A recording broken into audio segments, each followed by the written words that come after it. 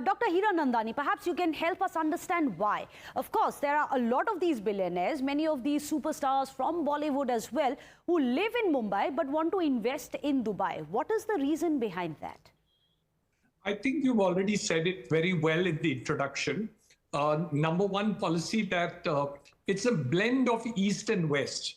So while you have the quality and lifestyle of the West, you have the entire facilities of the East. You can have your servants, you can have the medical facilities, you can have education, and it is all tax-free. So I think a combination of all these events. Second, it is close to India.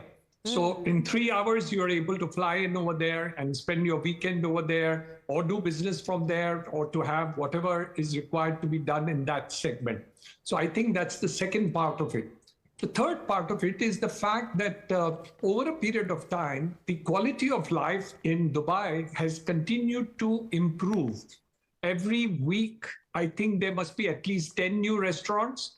Every month, there must be at least 3 new hotels coming up in the thing. And I'm not talking about some 10, 20, 30 room hotels. We're talking about 100, 200 room hotels.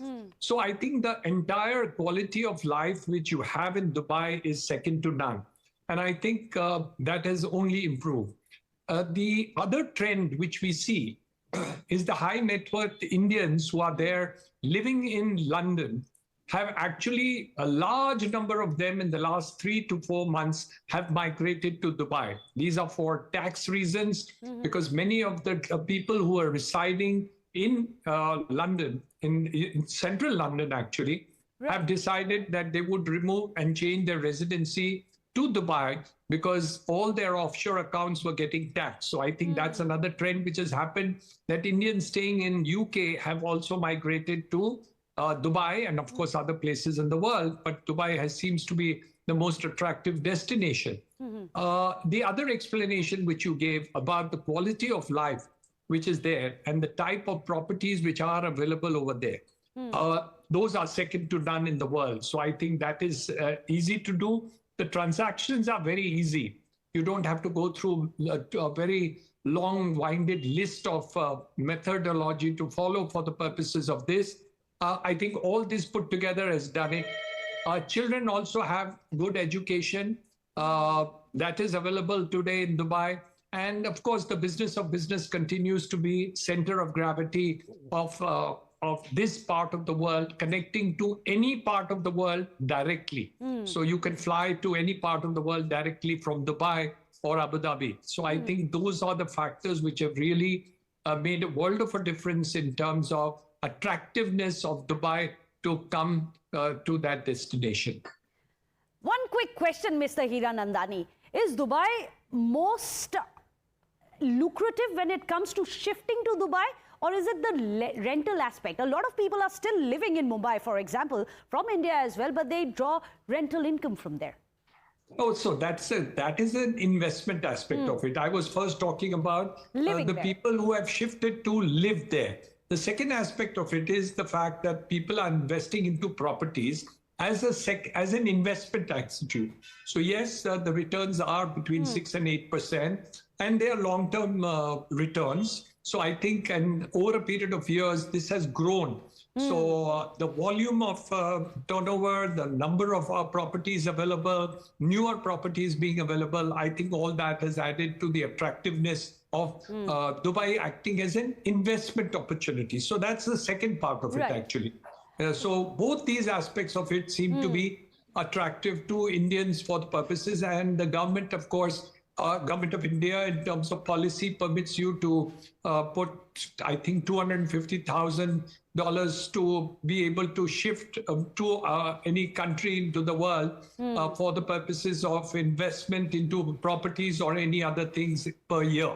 So these aspects of it, the liberal part of transfer, which is done by Government of India in terms of capital transfers for individuals, is also there. So that also is assisting people to invest into foreign capital assets like Dubai, which is the most attractive. And there is one aspect of it which I think nobody talks about, and that is safety and security. London is no more a safe destination to live. I think you cannot even wear an expensive watch or a gold chain if you're walking in Hyde Park. I can't understand why it is so unsafe. I thought London should be one of the safest countries in the world.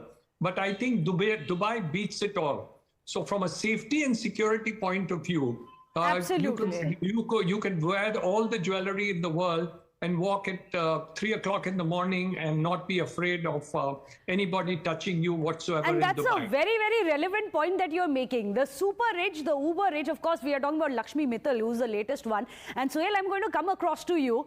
There is a reason why people... Finally, after such a long preface by Niranjan Hiranandani, who at this day and age uses the word servants, Niranjan, they're not servants, they're house help. They're domestic staff. Who uses words like servants today, man? I mean, I'm appalled that a senior person like him is using that word on national television. Sohel. My apologies, Sohel. No, it's important because Niranjan is my friend. Only when you care do you complain. No, only when now tell me. Only close people like you can do the corrections. Thank you. Actually, there aren't too many people who are going to be going around correcting Niranjan Hiranandani. Sohel said, of course, you're one of them. I know you're in New York. I'm sure you have places in Dubai as well. Again, are you? You've missed the woods for the trees. It's not about correcting Niranjan. It's about using decorous ways of addressing people who are less privileged than us.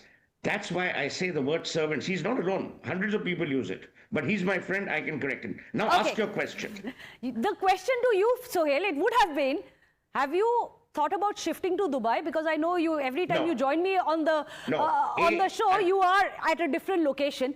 But it's a very interesting point that Dr. Hiranandani had made about how difficult it is in certain places. Let's compare it to London. Let's compare it to even living or buying a property in Mumbai. All of that matters, doesn't it? The process I've understood your question. Dr. Hiranandani is a wealthy man, as is the other gentleman, Mr. Durrani. I love my country. I will never leave my country and where I live for Dubai, Fiji, London. I couldn't be bothered. A. B.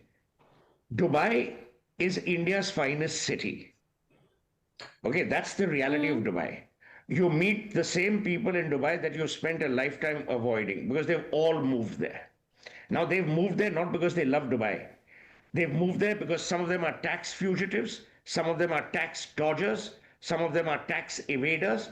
Many want a different quality of life, which is good. I love Dubai as a city. Would I ever live there? Never in my life. Why? Because it is such a fine city. It is almost antiseptic in a manner of speaking. I wouldn't have my freedoms that I have in my own country. A. B. It is actually going out of whack. Niranjan's son lives there. He has better information. Let me tell you where the problems of Dubai are today. A. It is 30% more expensive on a mark-to-market basis than London if you look at restaurant prices. Number two, the rents and the property investments have all gone through the roof because all the rich people are buying.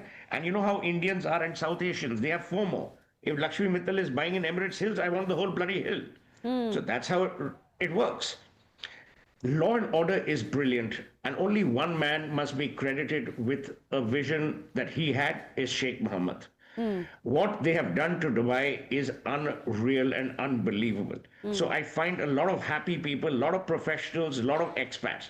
But the ones you're referring to, about 10 million homes, 300 million homes, those are for the super elite. Absolutely. Who are exchanging their Kensington Gardens homes for Dubai's Emirates Hills. If you go to Emirates Hills, you will hear more of Lata Mangeshkar than Andrea Bocelli. That tells you about how Indianized Dubai has become. Well, that's very interesting. Indianized Dubai, of course, 69% of the HNIs who are Desis want to go and invest or live in Dubai. Well, it's been a pleasure to have all three of you. Very, very candid, covert kind of a conversation that we have had. No, of course, no punches have been pulled in this either. Thank you so much. Professor, in fact, Dr. Niranjan Hiranandani, Suhel Seth, as well as Faisal Durrani for joining us here on the show. All three of you appreciate it for joining us from all three different time zones as well. Without a short break, don't go anywhere.